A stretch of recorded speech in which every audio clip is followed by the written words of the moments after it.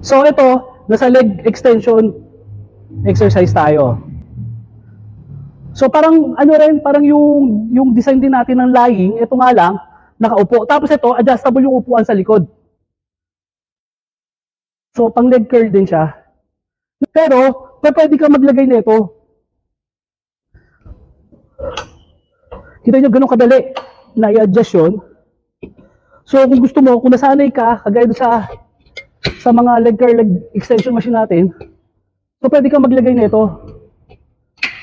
Pero optional lang siya. Pwedeng wala ako. Actually, nasanay na ako ng wala. Pero kung di mo gagamitin, maganda dito kasi, may lagayan siya dito. So sa mga nagtatanong, ang tinatamaan sa kanya is hamstring at saka quads. So harap at likurang legs.